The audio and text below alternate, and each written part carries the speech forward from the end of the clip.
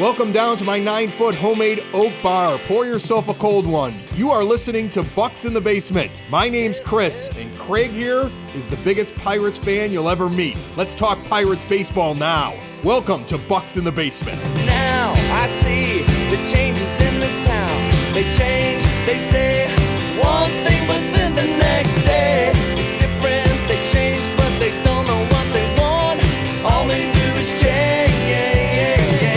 Going left, going right, travel day, travel night.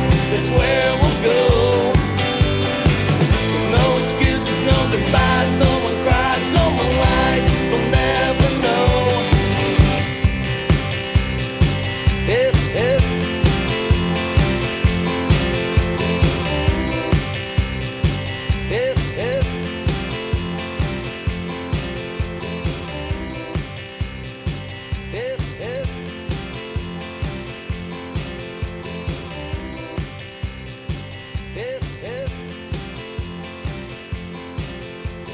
I'm going to take the blame for the audio quality on the last show, even though you were enjoying yourself down in Bradenton, Florida, and it really should have been your fault. But then I screwed up on the back end with my audio and abandoned you to have to work on it because I was too busy. So the whole thing's on me.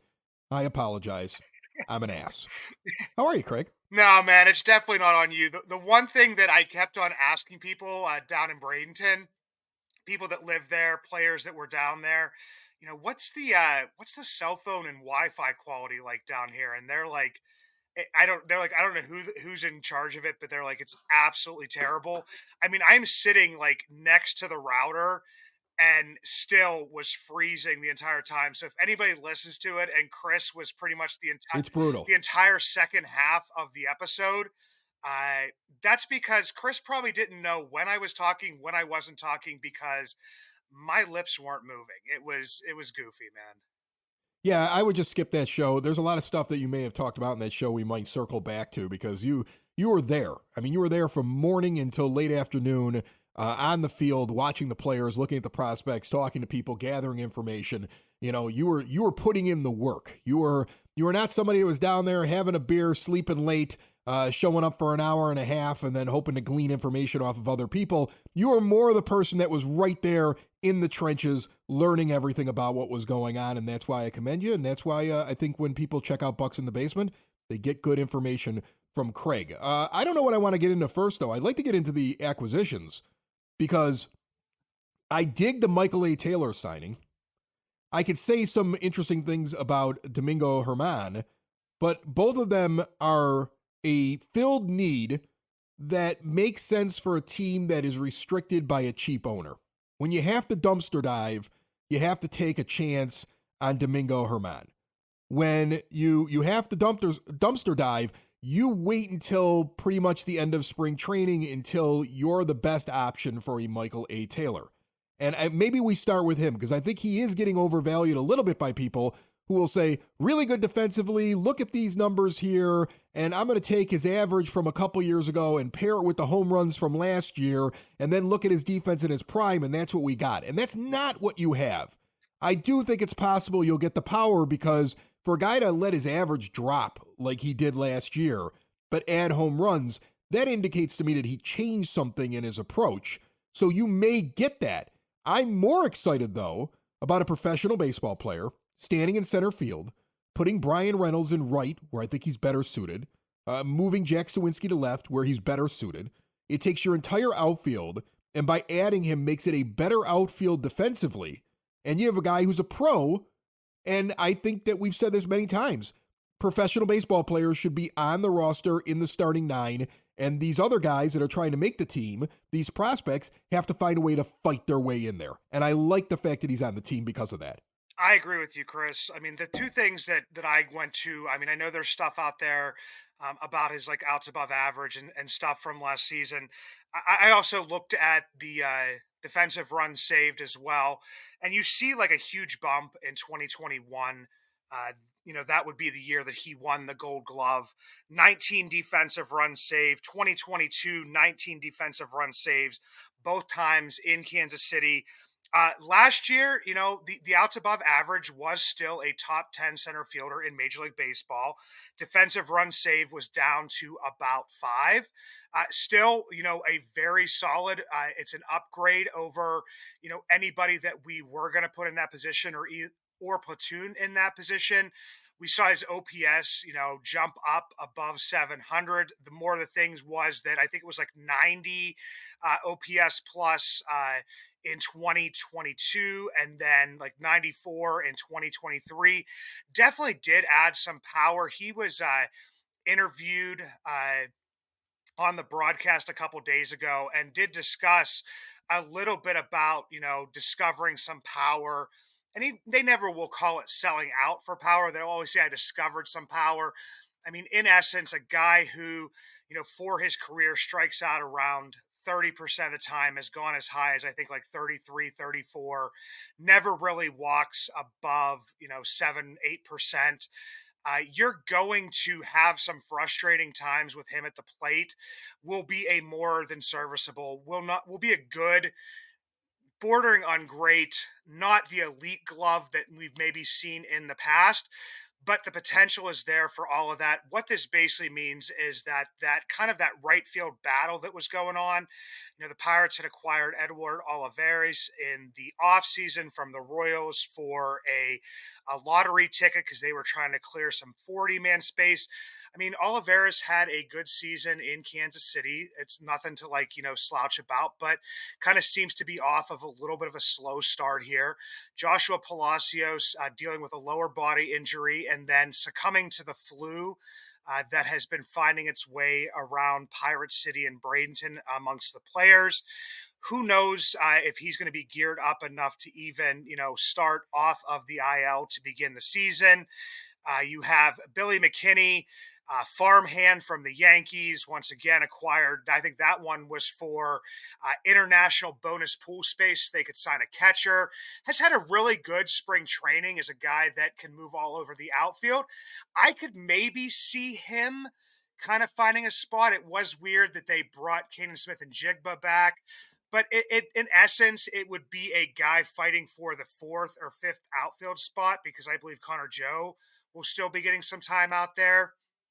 So if that's what it is, it's a guy fighting for a fourth or a fifth outfield spot as opposed to a third and a fourth professional baseball player. That's something, Chris, that we've always talked about having in the lineup, especially with the amount of young kids that they do start on this team is guys that will be, you could put them out there and you can look at them and say, okay, that's a professional baseball player. Michael A. Taylor over the past 3 seasons has the war of what would be, bordering on and sometimes over a regular starter in Major League Baseball, like 1.5, 2.5 war.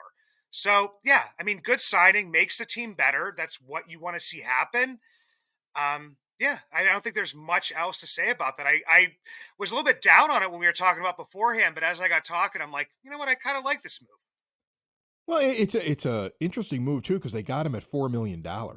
And I felt like he was asking for more. That's why he'd been holding out this whole time. If he was only $4 million, I am surprised that other teams hadn't snagged him up to this point. He has value in Major League Baseball. At $4 million, it's a great price for a guy that can come in and play really good defense for you. And he doesn't need to bat ninth. Look at his stats. He's either going to hit 250 or so and come in just under league average with his OPS plus and his OPS, or he's going to lower the average and knock out 20 bombs.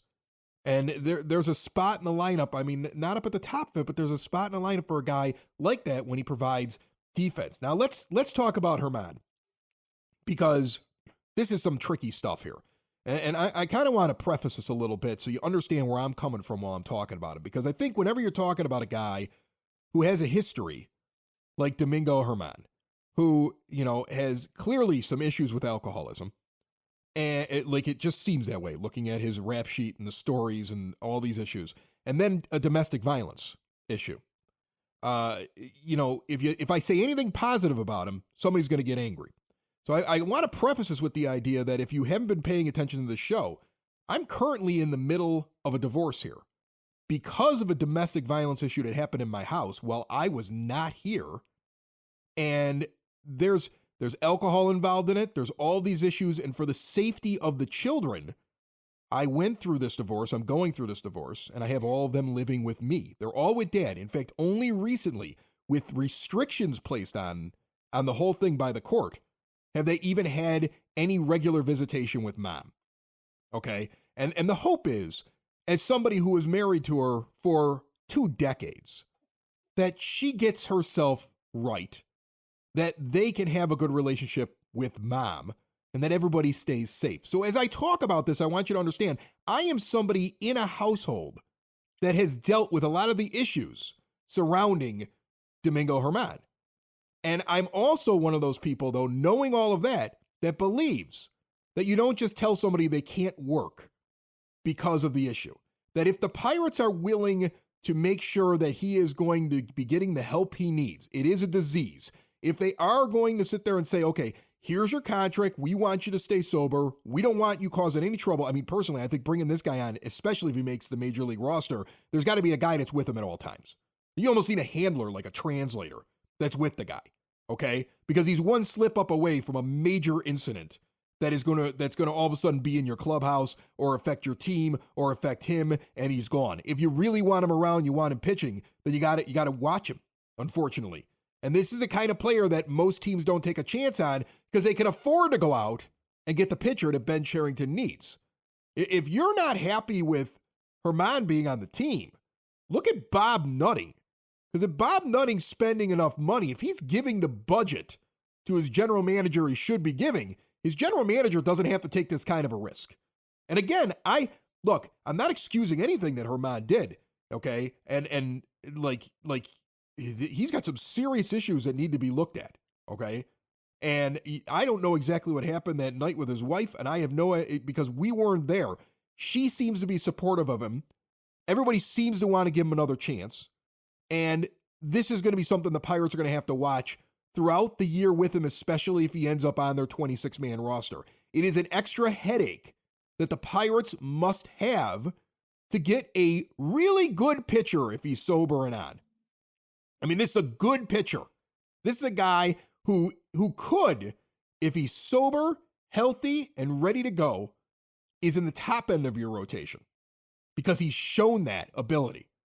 And you are rolling the dice here and taking a risk because you can't afford a top-end rotation guy because your owner is cheap. So this is the route that the general manager is taking. I'm willing to give it a chance and hope that they're doing their due diligence and that there almost needs to be a handler around him at all times. You can't just like go on a road trip if he makes the team and then just be like, see you tomorrow, Domingo. Who knows where he's going to be before the night's over. Like, you almost have to be like, hey, this is your guy. He's sticking to you like glue.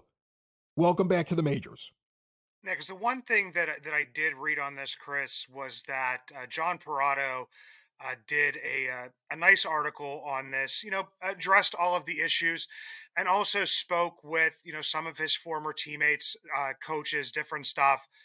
Didn't name any of them, but it sounds like some of the stuff that Ben Cherington and company found out as well, because they spoke with him, they spoke with his wife, they spoke with him and his wife together, they spoke with the MLBPA, they spoke with former teammates, former coaches, anybody they could concerning the situation. And I believe a lot of those stipulations that you're talking about, have to be in there. But from John Parado, it's just basically like this guy is a giant teddy bear. 99% of the time when he is drinking, he's an absolute monster. And so, well, that's how most alcoholics are. Yeah. That's how most alcohol. I mean, trust me, again, going through it over here. All right. And just the understanding of what it is like. And look, if you tell the alcoholic a lot of times, we're going to be testing you X amount of days. The alcoholic with some sort of a restriction or goal or, oh man, I could lose it all, is more likely to try to be good. They're more likely to admit to themselves, if I'm around it, I can't stop myself. And so if they know there's no consequences to it, or they think they can get away with it, trust me, they're going to justify in their mind right away, I can be good tonight. I won't have that much. And then all of a sudden they're off to the races. So it really will be. I mean, that's a great story to hear from the Pirates, but that 1% of the time when he is a monster, you have to treat it as he almost isn't in complete control of that. And you're going to have to make sure that he understands these are the things we expect from you. They're different from what we expect from the other players. These are the ways that you'll be treated, and these are the consequences in advance for if something happens. All right? You need to work at it every day. And you got to watch him. This is 162 games with 81 of them on the road. Okay? And the road for a baseball team is fraught with temptation. And so it will be, it's not impossible. I mean, the first guy I think of is a guy who was born in Chicago, is Bobby Jenks. Bobby Jenks, the relief pitcher, who was a big story when the White Sox won in 2005, went on to pitch for the Red Sox, is now managing minor league baseball. And Bobby was a guy who reportedly had some issues. And the Angels tried like crazy to get him on track, and it didn't work out. And the Sox picked him up off the scrap heap, and he had never pitched in the majors. It had never worked out for this guy. He was on his last leg. He was given his expectations. They put him down in the minors for the first half of the year. He was good. He stuck to the program. He was able to stay on the program. They brought him up. He was closing games in the World Series. He was a big factor on that run that team had. So and if you look at it, he's still in baseball. And he still went on for years after that, able to control the demons. So it is not impossible for a guy to go control the demons. Absolutely. And Chris, like you said, I mean, and talking about like his performance, on the field, a guy that, since he's become a regular starter for when he was with the New York Yankees in 2019, we look at whip a lot. And that's the first thing I looked at with him. I mean, the ERAs weren't always great, but the whips, 2019, 1.147, 2021, 1.180, 2022, 1.161, 2023, 1.077 across 108 innings. So as far as like you said, like we wish that it wouldn't have to be that, that they would actually go out and spend money on a Michael Lorenzen like we've talked about. I know we're not going to go out and pay $31 million like the Giants just did for Blake Snell, but even giving a guy like $10 to $11 million or something. But I mean, if he is on the mound and if he makes, the major league team and he pitches like he's always pitched, I mean, like you said, you are getting that potential top of the rotation arm that we have been calling for with Mitch Keller at 1. I mean, even though Martin Perez has looked really good He's far above in spring Perez. training, He's above Perez. If he's on, he's the second best pitcher on your staff. Yeah, easily. Absolutely. He's right there. He's right there with Keller at the top of your rotation if he's on. If he's healthy and if they can keep him sober, he is a lottery ticket is essentially what he is. And what you hope here is that if he understands consequences, if he understands boundaries, and if the team is watching him, not only can you get something like that out of him, but you may turn the guy's life around. So I mean, and look, if he slips up this year, I'm going to be the first one that sits there and says, now release him. You gave him a chance and he couldn't release him. Right? I would be the first one. We get a report that he goes and ties one on and attacks his wife again. I don't care how much she tells me that it was just a mistake and it will never happen again. I'll be like, nope, this guy is a habitual and I don't want him on my team. And so it's got to be short leash expectations. This is what we want from you. Mess up and you're gone. And then you kind of cross your fingers and you hope the guy is in the right point in his life where he's finally able to be rehabilitated enough that he gives you something out there on the field. But again, I go back to the fact that you don't even have to deal with this mess without Bob Nutting as your owner. Okay? If later on this summer as a Pirates fan, you're disappointed in something that Domingo German does and how it makes your team look, and you feel icky about it, look no further than the owner who has forced the general manager to get creative to put a Major League Baseball team on the field. Absolutely, Chris. Like I couldn't agree with you more. And like I said, we'll just have to see kind of how this plays out.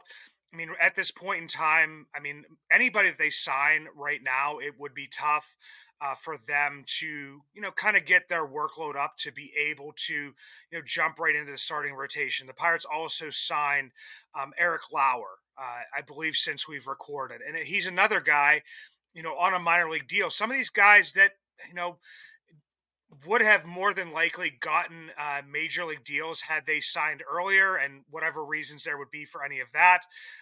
He's another guy that it probably wouldn't be built up to a starter, but it doesn't mean you won't see him or either one of those in the rotation. And I like having, a lot of this veteran depth down in AAA and guys that have performed well, within the past couple of years. I mean, Eric Lauer last year had one of his worst seasons as a professional pitcher, but was kind of injury riddled. When he was pitching well before that, and wasn't hurt in 2021 and 2022, he's a guy that you would not be upset to have in your rotation. So I definitely do like having that. Just because a lot of the Pirates pitchers that they have lined up right now, you don't know exactly what you're going to get at the major league level from them. With a Luis Ortiz, a Quinn Priester, a Jared Jones, Rowanzi Contreras, who has not looked great Who's your five? Who's your right now. five right now? If you right now could make the decision as your five breaking camp, who would it be? I mean, it is. I mean, the top three are easy for me. Mitch Keller, Martin Perez, who I just reported and talked about how he was pitching well. I did get to see him on the backfields when I was down there in an exhibition game. Because the one thing you'll notice when you're watching spring training, you're like, I haven't seen this guy for a few days. Longer than that 5 day stretch. A lot of times when they travel to like Lakeland to play the Tigers, they travel up to the Braves, they travel the whole way up to Dunedin.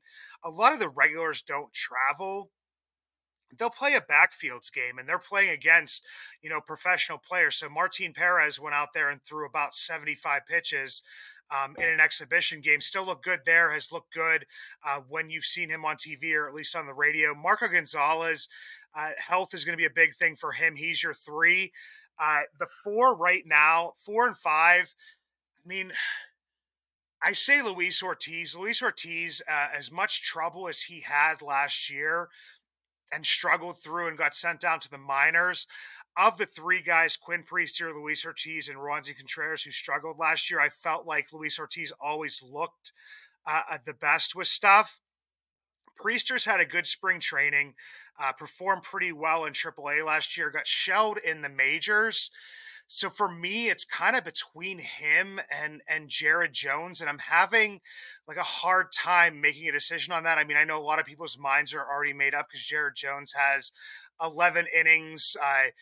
I'm not sure he's even allowed a run yet. His last outing against a Braves stacked lineup, or pretty stacked lineup, he went like 4 innings, 4 strikeouts, one walk, like one hit. So he's looked absolutely great.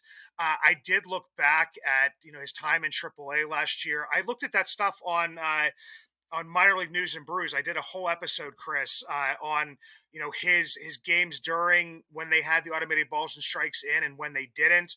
He looked a lot better when, or he had better numbers at least when they didn't have the ABS in place. He did have a 1.800 WHIP in August in Indianapolis. If I'm leaning right now and it's like feet to the fire, I am gonna keep like Jones on like a. He's gonna be like when you're like going on a flight and you're the person who's sitting there. I don't fly that much, and everybody knows why now because I was stuck in Chicago for 7 hours, by missing my connector. But what's it called when you're like on deck for a flight? You're in reserve or something. I can't remember what it's called. I stand by. You're on You're on standby. standby. I would have Jared Jones on standby for something, but if he makes the rotation, I wouldn't be upset. If he doesn't make the rotation, I would understand. So here, let's look at this rotation, what you've just said, okay? And then let's think about the evolution of the rotation in just the first couple months of the season. Where even if a guy doesn't make it coming out of camp, he looked good. He's a young rookie who's getting close. He's a high-end prospect like Paul Skeens. Let's throw him in there as well, okay? Let's take Jones and Priester and Skeens. And then let's look at a guy like Domingo German. And look at those four guys, and then look at Keller, Perez, and Gonzalez, who you're sure about. And I don't even think Ortiz, unless he gets off to a big start, is pitching for this team in the rotation by mid-June. Because there's too many names there that I think are very close. And you could, if things go really well for the Pirates, okay, you could see German up towards the top of that rotation along with Keller. You could see Perez kick down to the 3 spot, and you could see two of those young guys that I just mentioned out of the 3 pitching in that 5-man rotation, and a Gonzalez rotated out of the rotation, which has happened to him before in his career, where all of a sudden he becomes the swing man. Okay? That's how you know you had a big season if something like that happens. And it's entirely within the realm of possibility after looking what Priester and Jones have done up to this point and the potential of Skeens. Right? I mean, isn't that possible? And you add in German, who, if he has it together, this could be a very interesting staff before we get to the All-Star break. And Luis Ortiz, if he goes to the bullpen, it's definitely not a. A lot of people will see that as kind of like a failure, but when you get a rotation and stuff gets together, we've talked about this before, Chris. Guys that end up in the bullpen are to some degree failed starters. His stuff profiles as a reliever, especially if he's using his two best pitches. And one thing I definitely do want to say about Jared Jones, and it kind of goes in the same vein as Paul Skeens. Jared Jones 2 years ago pitched 122 innings. Last year pitched 126 innings. Paul Skeens is right around that amount for how much he pitched between LSU and the 6 2/3 innings he pitched in professional baseball. We talked about, them possibly doing what they did to Roansy Contreras a couple years ago, where he would be up, and then in the middle of the season, they send them down to the minors, almost kind of like shut them down for a couple weeks, have them build back up so they're able to finish the season. And I would kind of see Jared Jones in a similar vein. The one thing about Jared Jones that it doesn't scare me. I shouldn't say that's the word that popped to my head. But he is a hard thrower. And when I say a hard thrower, he doesn't have the biggest frame. He's not the biggest guy. He is pumping like up over 100, 101 miles per hour. And when you watch him pitch, it seems like he is putting every ounce of his being into a pitch. And the same, like with Paul Skeens, it doesn't look that way because Paul Skeens is like 6'6" and 250 pounds. I mean, so they're two totally different pitchers, but I could see Jared Jones kind of wearing out. And we've talked about the importance of to a pitcher because pitchers have said that to us. We've read about it. Kind of Matt Capps had said that to me in an interview previously, is you want to finish that season. So if you want to be competitive, it's not saying that you don't start Jones up here because his innings have looked more like a starter. He pitched 4 innings his time out there. But then I also read an article, Chris, recently that is talking about like almost like treating pitch counts like little league. It's not even looking at innings pitched, it's looking more at pitches thrown.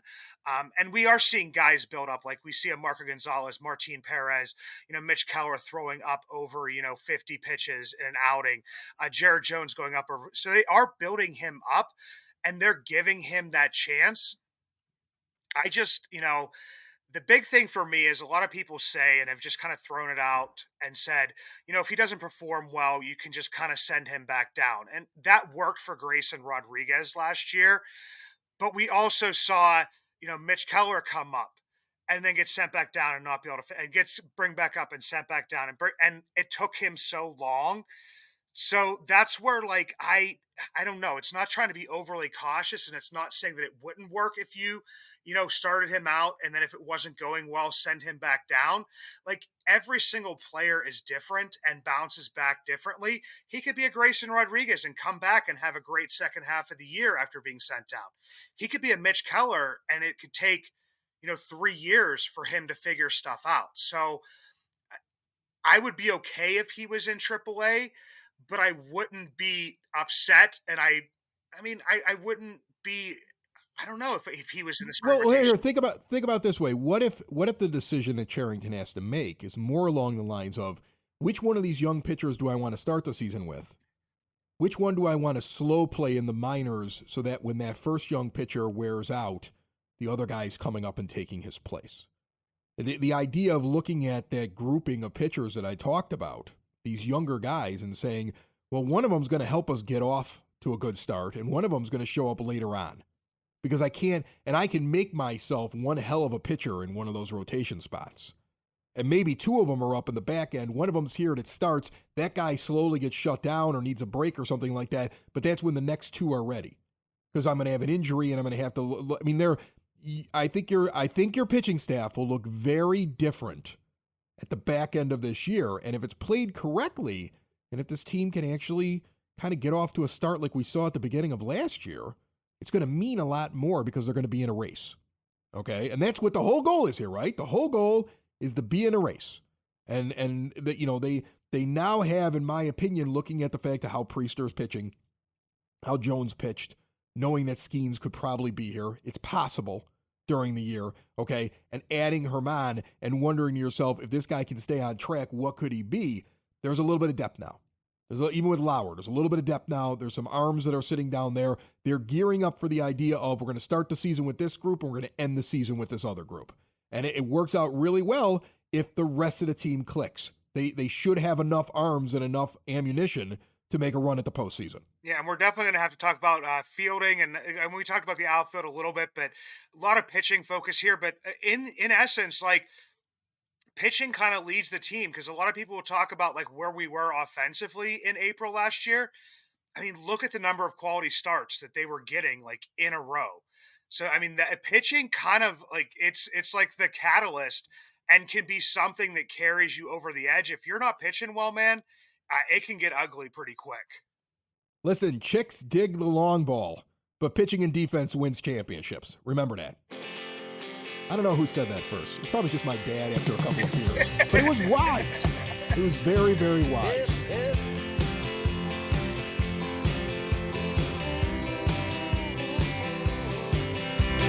Now I see the changes in this town. They change, they say one thing, but